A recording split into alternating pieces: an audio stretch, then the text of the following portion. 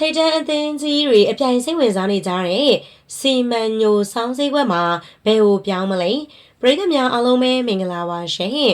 One Daily Channel ကနေပြီးတော့ပြန်လည်ကြိုဆိုလိုက်ပါရယ်ဒီနေ့ပရိသတ်ကြီးအတွက်ကို One Daily Sport Page ကနေပြီးတော့အားကစားသတင်းအကြောင်းအရာတစ်ပုဒ်ပြောပြပေးသွားပါမယ်လက်ရှိအချိန်မှာဆိုရင်တော့ထိတ်တန့်ကလပ်အသင်းကြီးတွေရဲ့စိတ်ဝင်စားခြင်းကိုခံနေရတဲ့ဘိုးမောက်တာမန်ကစားသမားအန်ထွိုင်းစီမန်ညိုက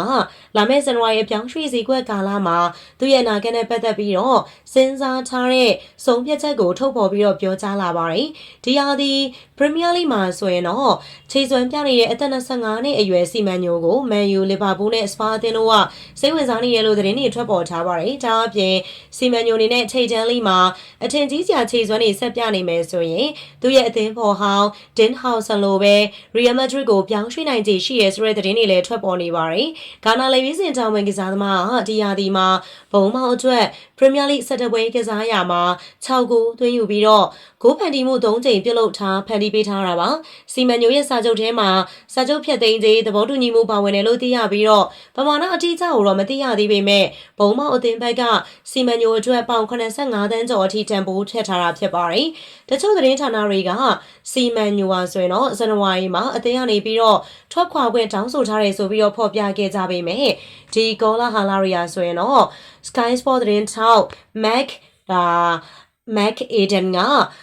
Ace လူမှုခွင့်ရဲ့စာမျက်နှာမှာမဟုတ်မမှန်ကြောင်းပြောဆိုလိုက်ပါတယ်။ Android စီမန်ညိုကဘုံမောက်ကနေပြီးတော့ထွက်ခွာဖို့တောင်းဆိုထားခြင်းမရှိပါဘူး။သူကအသင်းအတွက်ခြေစွမ်းပြဖို့အတွက်ပဲအပြည့်အဝအာရုံစိုက်နေပါတယ်ဆိုပြီးရေးသားပြောဆိုထားခဲ့တာပါ။မန်ယူအသင်းကစီမန်ညိုကိုအချိန်အတော်ကြာစိတ်ဝင်စားခဲ့မှုတဲ့သူအသင်းဖြစ်ပြီးတော့နေပြရိုဘင်အမိုရင်ကပြီးခဲ့တဲ့နွေရာသီကသူ့အသင်းကိုလာရောက်ဖို့စီယုံခဲ့ပြီးတော့စီမန်ညိုနဲ့ညစာပါအတူတူထွက်ပြီးတော့ကစားခဲ့မှုတယ်။ဒါပေမဲ့ United ဘက်ကစီမန်ညိုအတွက်ပေါင်55သန်းသာပေးချီလိုခဲ့ပြီးတော့ဒါဟာဘုံမောက်အသင်းရဲ့တန်ဖိုးသတ်မှတ်ချက်ထက်အများကြီးနေခဲ့တာကြောင့်အပြောင်းရွှေ့ပြပြခဲ့ပါတယ်။အဲဒီနောက်စီမန်ညိုကလည်းဆိုလိုက်လာမှာဘုံမောက်အသင်းနဲ့စာချုပ်သစ်ချုပ်ဆိုခဲ့ပြီးတော့ဘုံမောက်အသင်းကသူ့အတွက်တော့လုံခြုံတဲ့နေရာဖြစ်တယ်လို့ပြောဆိုခဲ့ပါတယ်။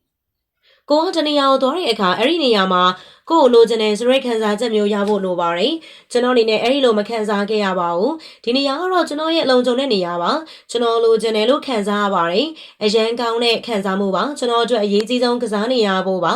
ကျွန်တော်တို့မှာဒီမှာကောင်းမွန်တဲ့အသင်းတစ်သင်းရှိနေပါတယ်ဒီနှစ်မှာဆိုလို့ရှိရင်တော့ထိတ်တန့်ရရှိအောင်မြင်ဖို့ရှိုးစားနေပါတယ်အဲ့ဒီအတွက်အခုချိန်မှာဒီနေရာက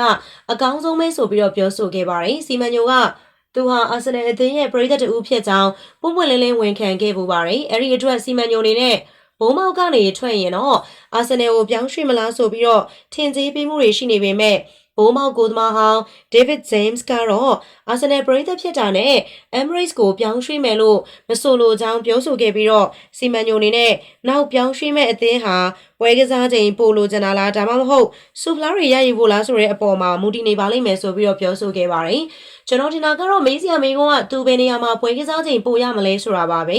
ပရီးမီးယားလိဂ်မှာလူစားလဲမှုက9ယောက်တောင်ရှိတာဆိုတော့ပွဲကစားချိန်ကအမြဲရနေမှာပါဒါပေမဲ့ဒါကဘုံမောင်းနဲ့နိုင်ရှင်ရင်သူလိုချင်တဲ့ကစားပွဲဖြစ်ပါမလားဒါမှမဟုတ်စူဖလားတွေရယူဖို့အတွက်သက်သက်ပဲလားဆိုပြီးတော့ပြောဆိုသွားခဲ့ပါတယ်ဗီဒီယိုလေးအဆုံးလေးလိုက်ပါကြည့်ရှုပေးတဲ့အတွက်လည်းအားလုံးကိုကျေးဇူးတင်ပါတယ်ရှင်